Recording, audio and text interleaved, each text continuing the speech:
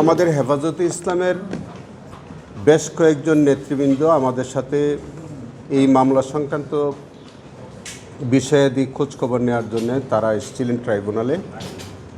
সকালবেলা আমার সাথে তারা কথা বলেছেন। আমরা যে মামলাটির ইনভেস্টিগেশন করছি এগুলোর অগ্রগতি সম্পর্কে তারা আমাদের কাছে জানতে চেয়েছেন। আমরাও তাদেরকে পেয়ে অনেকগুলো বিষয় তাদের কাছ থেকে আমরা জানতে চেয়েছি। ইতিমধ্যে আমাদের তদন্তের যে অগ্রগতি যতটুকু আমাদের পক্ষ থেকে আমরা ইনভেস্টিগেশনটা করতে পেরেছিলাম সেইগুলো তাদেরকে অবহিত করেছি এবং তাদের কাছে আমরা কিছু কিছু তথ্য আরও অধিকতর কিছু তথ্য আমরা চেয়েছি। তারা আমাদেরকে জানিয়েছেন যে তাদের কাছে যেসব তথ্য আছে আরও কিছু তথ্য যেগুলি আছে এগুলি তারা আমাদেরকে দিবেন। গতকালকে আপনারা দেখেছেন যে আপনাদের মাধ্যমে আমাদের পক্ষ থেকে প্রেস ব্রিফিংয়ের কারণে হেফাজতে ইসলামের যে ঘটনাগুলি গত 13 বছর যে বিষয়গুলো নিয়ে আসলে অনেকেই অনেক কথা বলেননি।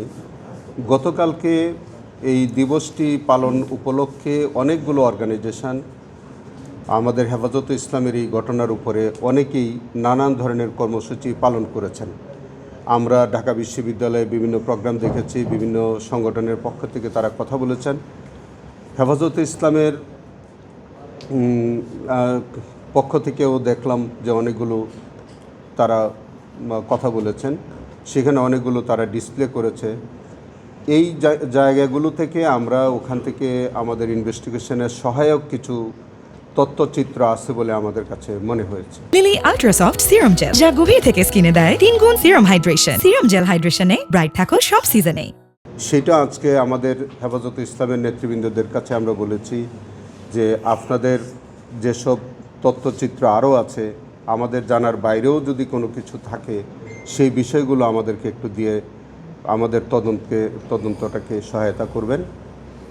তারা প্রতিশ্রুতি দিয়েছেন আমাদের সাথে বাকি যে সময়টুকুন আছেন তারা আমাদেরকে এইসব জিনিস যেসব তথ্য আছে মামলার সহায়ক বিষয় আছে এগুলো তারা আমাদেরকে দিবেন।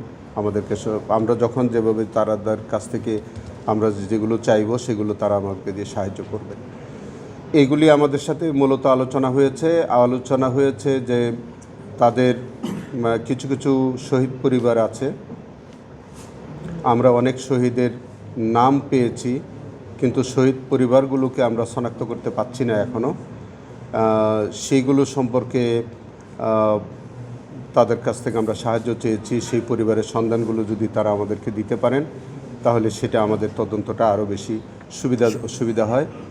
আরও একটা জিনিস হচ্ছে যে কিছু কিছু জিনিস আপনারা জেনে থাকবেন, সেটা আপনাদের কাছে একটু অবহিত করি। সেটা হচ্ছে যে আমাদের যে গণভবন ছিল যেটাকে জুলাই স্মৃতি জাদুঘর হিসাবে ইতিমধ্যে রূপান্তরিত হয়েছে, সেখানে আমার সৌভাগ্য হয়েছিল গতকালকে এই হেফাজতের ঘটনাটা বোঝার জন্য জানার জন্যে আমি গতকালকে গণভবন বিশেষ পারমিশন নিয়ে আমি সেই জুলাই স্মৃতি জাদুঘরটিকে পরিদর্শন করে এসেছি এবং সেখানে হেফাজতে ইসলামের যে একটা কর্নার আছে সেখানে অনেক বিষয় তারা ওখানে তুলে নিয়ে এসছেন।